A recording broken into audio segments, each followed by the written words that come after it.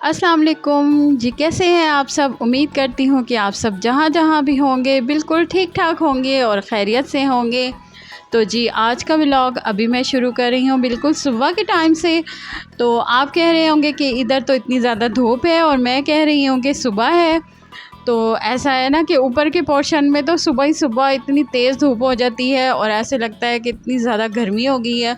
तो मैंने आज सोचा कि मैं बच्चों को स्कूल भेजकर तो बिल्कुल भी दोबारा नहीं सोती, क्योंकि कभी-कभी मैं ऐसा करती हूँ ना, चीटिंग कर देती हूँ कि मैं बच्चों को स्कूल भेजकर तो मैं सो जाती हूँ।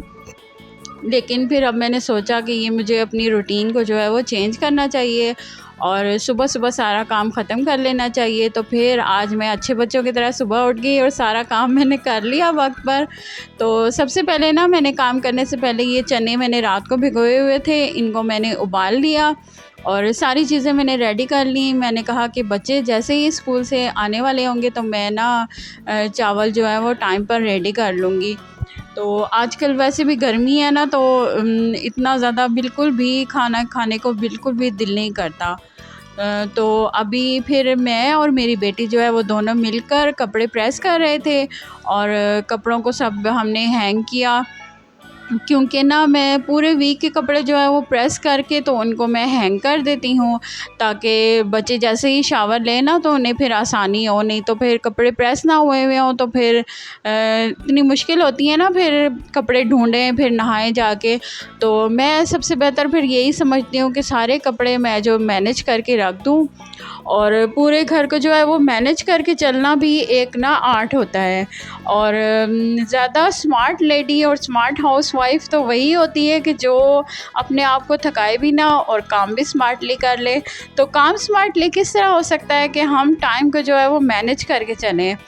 तो टाइम को मैनेज किस तरह किया जा सकता है, यानी कि कोई काम आप सुबह कर लें और कोई शाम को कर लें, और कोई काम ऐसे हैं जो कि वीकली भी किए जा सकते हैं, जैसे कि अपने मेकअप को ऑर्गेनाइज़ करना और अपनी अलमारी को ठीक करना। क्योंकि ऐसा भी ना हो कि हम अलमारी खोलें और कपड़े जो है वो हमारे सारे ऊपर आए हुए हों। तो इसके लिए बेहतर ये है कि वीक में एक बार तो अपनी अलमारी ना सेट करनी ही पड़ती है। तो मैंने जो प्लांट्स वगैरह लगाए हुए हैं उनकी भी सफाई करनी पड़ती है, देखना पड़ता है कोई पौधे मुरझा गए हैं, कोई पत्ता मुरझा गया है, उसको भी साफ़ करना पड़ता है।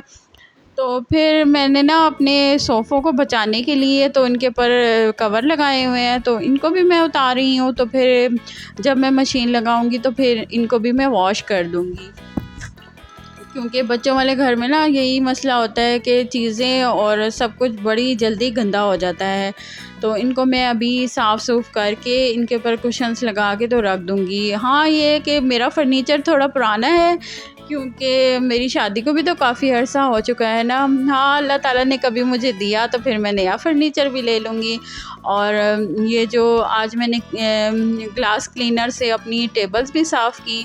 इसके बाद मैं आ गई अपने ड्रेसिंग टेबल की तरफ। तो सारा मैंने मेकअप का सामान निकाला और इसको मैं एक-एक को मैं ऑर्गेनाइज़ करूँगी, साफ़ सुथरा करूँगी और इसको मैं रख दूँगी, क्योंकि ऑर्गेनाइज़ हुई हुई चीज़ें और क्लीन हुई हुई चीज़ें इस्तेमाल भी करने में बहुत ही ज़्यादा अच्छा लगता है।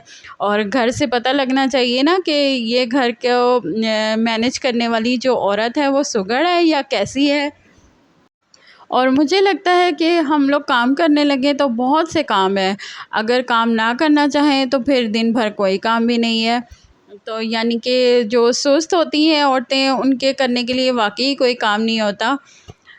वैसे तो ये है कि हर औरत की कोशिश यही होती है कि वो अपना घर को साफ़ सुथरा रखे, मैनेज करके रखे।